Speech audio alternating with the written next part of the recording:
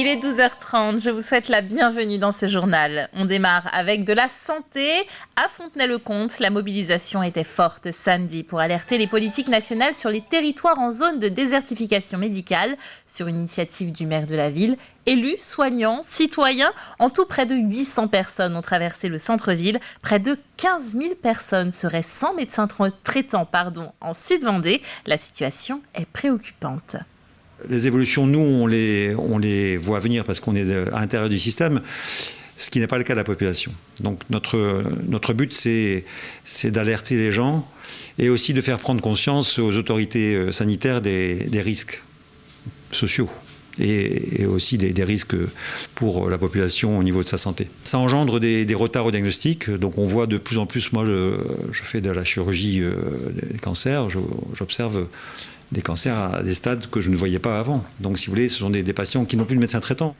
En bref, lors du colloque annuel du CER, le syndicat des énergies renouvelables, Alain Leboeuf a été primé. Le président du conseil départemental a reçu des mains de l'académicien Éric Orsena le trophée des énergies renouvelables. Il vient chaque année récompenser un acteur ou une institution qui se mobilise pour la transition énergétique. Sur Twitter, l'élu rappelle que la Vendée est devenue un véritable écosystème énergétique de la production à la consommation des énergies vertes et locales.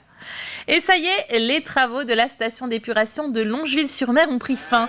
Entamé en 2020, un investissement de plus de 2,7 millions d'euros vient d'être réalisé pour adapter l'édifice.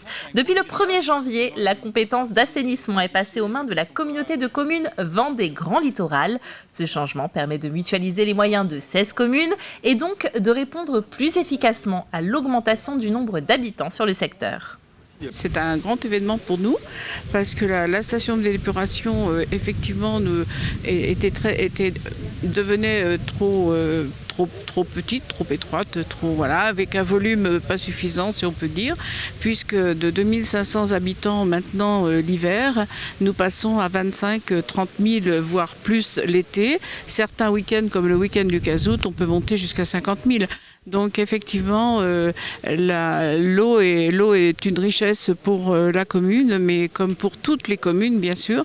Mais pour nous, c'était super important et de pouvoir satisfaire le maximum de personnes. À La Roche-sur-Yon, la municipalité reprend l'opération Mon maire, mon quartier. À partir du 5 octobre et jusqu'au 12 décembre, 6 dates dans 6 lieux différents sont proposées aux Yonnais. Le but, écouter les habitants de la ville sur leur vision du chef-lieu du département. Une manière également de rapprocher les élus des citoyens. Je serai à la disposition des habitants pendant 2 heures, de 16h à 18h. C'est mieux de prendre rendez-vous, mais on peut venir aussi sans rendez-vous si on est sur place. Auparavant, nous avons passé 2 heures de déambulation sur le quartier pour aller visiter les chantiers ou aller voir les commerçants qui le souhaitent pour pouvoir discuter avec eux. Je rencontre les gens qui le souhaitent un samedi matin par mois. Il suffit pour ça de prendre rendez-vous en mairie centrale. Mais peut-être qu'on facilitera la chose en étant dans le quartier pendant 2 heures de temps à la disposition des habitants. Il faut sauver le château de l'Étenduère aux Herbiers. Et pour cela, Mission Patrimoine de Stéphane Bern est arrivée à la rescousse. Grâce au loto du patrimoine de l'année 2019, des travaux de consolidation peuvent démarrer, avec certes un gros retard, mais ils redonneront de leur superbe aux ruines datées du XVIIIe siècle. Le reportage de Grégoire de Châtillon.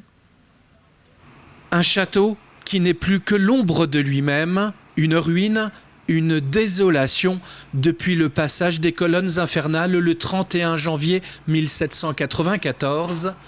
Il aura fallu attendre 2016 pour que ce vestige réapparaisse au grand jour grâce à une association locale. Sauvé aujourd'hui par la Mission Bern, grâce à une enveloppe de 500 000 €, les travaux peuvent enfin démarrer.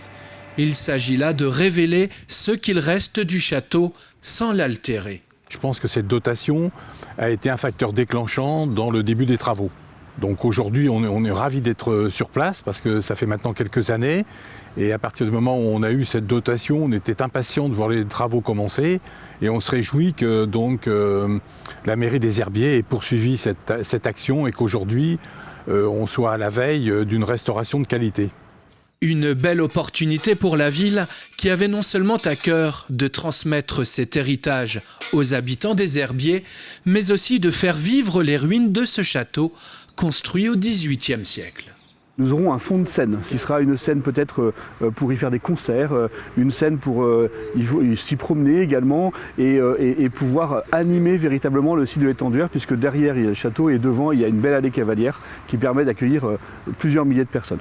Avant les promenades et les événements, il y a du travail. Avec ces pans de murs instables, cela ne va pas être si simple. Les difficultés, c'est vraiment intervenir en toute sécurité, intervenir très rapidement sur les pieds de mur extérieurs avant que l'eau des douves remonte. Et puis la dévégétalisation des maçonneries va être assez compliquée. Il n'est pas question d'utiliser de produits phytosanitaires, surtout pas. Et donc il faut là aussi y aller petit à petit. Consolider la ruine telle qu'elle est, la rendre stable. 2 années de chantier sont prévues pour maintenir ce qu'il reste du château de l'Étenduère, situé aux Herbiers. Dans un autre registre, changeons notre regard sur les aînés, brisons les idées reçues. C'est le thème de cette nouvelle édition de la Semaine Bleue. Elle se déroule du 3 au 9 octobre. Il s'agit de mettre en lumière les anciens et leur proposer des activités dédiées. De nombreuses municipalités proposent des manifestations. N'hésitez pas à vous rapprocher de vos villes. Au Sable d'Olonne, par exemple, le programme est axé sur le sport et la culture. C'est vraiment changer notre regard en fait sur nos vieux, sur nos personnes âgées, sur nos seniors. Et donc cette semaine, elle se veut intergénérationnelle. Alors à travers différentes activités, à travers par exemple une balade qui aura lieu autour du lac de Tanchette et donc où on a invité les enfants du centre de loisirs. Et aujourd'hui, on a presque plus de 200 enfants avec leurs animateurs qui seront présents. Une pièce de théâtre aussi avec de la cohabitation entre une jeune femme et une personne âgée, un brunch avec la préparation d'un brunch avec les élèves du lycée Valère Maté.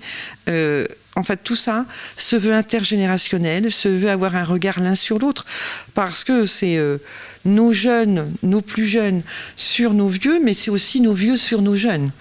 C'est la fin de cette édition. Merci à vous de l'avoir suivi. Vous retrouvez bien sûr l'intégralité des reportages de ce journal sur notre site internet tvvendée.fr.